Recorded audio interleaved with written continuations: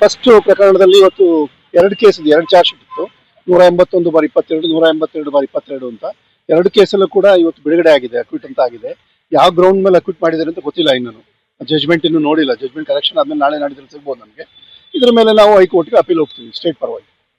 ಅಂದ್ರೆ ಈಗ ಅವರು ಜಿಲ್ಲೆಗೆ ಬರೆದಂತೆ ನಿರ್ಬಂಧ ಆಯ್ತು ಸರ್.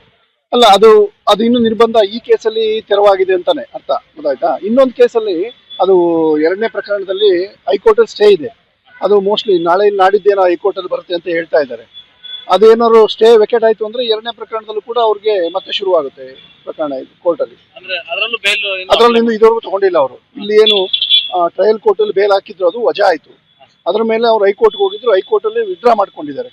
ಸೊ ಆ ಕೇಸಲ್ಲಿ ಇನ್ನೂ ಬೇಲ್ ಅವ್ರಿಗೆ ಸಿಕ್ಕಿಲ್ಲ. ಆ ಕೇಸಲ್ಲಿ ಅವ್ರು ಬೇಲ್ ತಗೋಬೇಕು. ಬೇಲ್ ತಗೊಳ್ಳೋದಕ್ಕೆ ಎರಡು ತರ ಇದೆ, ಒಂದು ರೆಗ್ಯುಲರ್ ಬೇಲು, ಒಂದು ಆಂಟಿಸಿಪೇಟರಿ ಬೇಲು ಅಂತ, ಗೊತ್ತಾಯ್ತಾ? ಹಾಗಾಗಿ ನೋಡ್ಬೇಕು ಅವರು. ಈ ಕೇಸಲ್ಲಿ ಸಾಕ್ಷಿಗಳು ಸರಿಯಾಗಿ ಸಾಕ್ಷಿದಾರಗಳು ಅಲ್ಲ, ಏನು ಯಾವ ಗ್ರೌಂಡ್ ಮೇಲೆ ಅಕ್ವಿಟ್ ಆಗಿದೆ ಅಂತ ಇನ್ನು ಜಜ್ಮೆಂಟ್ ನಾವು ನೋಡಿಲ್ಲ. ನೋಡದೆ ಅದನ್ನ ಹೇಳಕ್ಕಾಗಲ್ಲ ಯಾವ ಗ್ರೌಂಡ್ ಅಲ್ಲಿ ಅವ್ರಿಗೆ ಅಕ್ವಿಟ್ ಮಾಡಿದ್ದಾರೆ. ಮೂರು ಜನ ಆರೋಪಿಗಳನ್ನು ನಿರ್ದೋಷಿ ಅಂದ್ಬಿಟ್ಟು ಇವತ್ತು ಜಜ್ಮೆಂಟ್ ಮಾಡಿದ್ದಾರೆ ಎರಡು ಪ್ರಕರಣದಲ್ಲಿ. ಈಗ ಇದ್ರ ಮೇಲೆ ನಾವು ಹೈಕೋರ್ಟ್ಗೆ ಹೋಗ್ತೀವಿ. ನಮ್ಮ ವಿಜಯವಾಹಿನಿ ನ್ಯೂಸ್ ಚಾನೆಲ್ನಲ್ಲಿ ಪ್ರಮೋಷನ್, ಜಾಹೀರಾತು, ಅಡ್ವರ್ಟೈಸ್ಮೆಂಟ್ ನೀಡಲು ಸಂಪರ್ಕಿಸಿ 9535808456.